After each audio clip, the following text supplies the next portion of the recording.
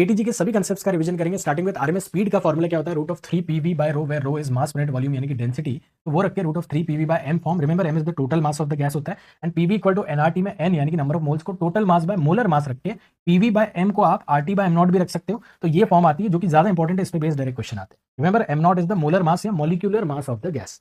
इसी तरह से और भी जो स्पीड होती है आरएमएस के अलावा एवरेज एंड मोस्ट प्रोबेबल, जिसमें देखना एक मॉलिक्यूल के लिए root of 3 RT by M not की जगह केटी बाय एम यूज करना है। एम क्या, मॉलिक्यूल का मास, तो root of 3 kT by M, average speed root of 8 by pi kT by M and most probable root of 2 kT by M. फॉर्मूले भी आपको याद होने चाहिए। रिमेंबर इसमें आरएमएस सबसे बड़ा होता है और एवरेज उसके बाद मोस्ट प्रोबेबल आपका सबसे छोटा होता है। मैक्सवेलियन डिस्ट्रीब्यूशन पे जो हाईएस्ट पीक होता है वो मोस्ट प्रोबेबल छोटी वैल्यू, आरएमएस बड़ी होती है। तो ये कंसेप्ट भी आपको याद ही होगा शायद। एंड उसके अलावा आपको total translational kinetic energy of the gas निकालनी है। गैस के मॉलिक्यूल मूव करें तो उसकी काइनेटिक एनर्जी कितनी बनती है, तो वी आरएमएस को आप root of 3 P by M रख के 3/2 पीवी फॉर्मूला या पीवी इक्वल टू एनआरटी रख के 3/2 एनआरटी फॉर्मूला जरूर याद रखें। Remember this is known as kinetic interpretation of temperature. इसका मतलब क्या है कि काइनेटिक एनर्जी सिर्फ टेम्परेचर पे डिपेंड कर रही है और किसी फैक्टर पे डिपेंड नहीं कर रही है।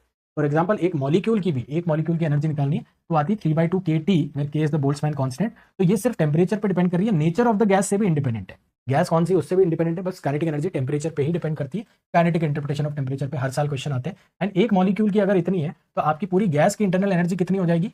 रिमेंबर गैस में n into Na number of molecules है, n क्या number of moles, Na Avogadro number, तो आपका 3/2 kT या f डिग्री ऑफ फ्रीडम है तो f/2 kT से मल्टीप्लाई करें और Na इंटू k आपका हो जाता है gas constant. Na into k क्या होता है, गैस कांस्टेंट, रिमेंबर दैट। तो f/2 nRT इन जनरल या 3/2 nRT मोनोएटॉमिक गैस के लिए हो जाता है। f is the degree of freedom.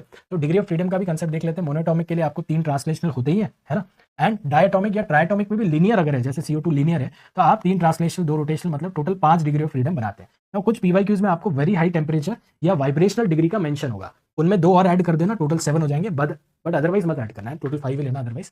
Triatomic में 3 एक्सिस होती है जिसके अराउंड रोटेशन पॉसिबल है, तो यहाँ पे टोटल 6 हो जाते हैं। बाकी आपको डायटोमिक का ध्यान रखना है। यहाँ पे ratio of specific heat capacity in terms of F and उनका रेशियो, ये फॉर्म भी आप याद रख सकते हैं। एंड गामा यानी कि एडियाबेटिक एक्सपोनेंट का टर्म्स में सीपीसीबी का फॉर्मूला भी याद ही होना चाहिए। उसके अलावा आपको एक मिक्सचर के क्वेश्चन पीवाईक्यूज में बहुत दिख जाएंगे, जहां पे एनर्जी कंजर्वेशन लगा के U1 + U2 दो गैसेस की मिक्सचर की एनर्जी निकालने का ये फॉर्म, जिसमें N1 CV1T N2 CV2 लिखते हैं, CV मिक्सचर निकालने का फॉर्मूला याद होना चाहिए। तो ये फॉर्मूले पे बेस्ड बहुत सारे पीवाईक्यूज है, CV मिक्सचर या CP मिक्सचर, दोनों सिमिलर फॉर्मूले एंड इनका रेशियो गामा मिक्सचर, जिसपे अलग से क्वेश्चन आपको दिख जाएंगे पीवाईक्यू में, याद होना चाहिए। एंड इसके अलावा आपको polytropic process PV R equal to constant भी याद ही होगा। उसकी ये फॉर्म यहाँ पे प्लस लिख के 1 - R मत याद रखना, R यूजुअली 1 से बड़ा होता है। And last but not least mean free path, जिसमें average distance between 2 successive collisions of the gas molecule का स्टैटिस्टिकल एनालिसिस से ये फॉर्मूला आता है। तो n इसमें नंबर डेंसिटी होता है, d diameter of the molecule होता है। दोनों फॉर्म पे क्वेश्चंस आए हुए हैं पीवाईक्यूज में। इस तरह के शॉर्ट रिविजन के लिए चैनल पे सब्सक्राइब रहें।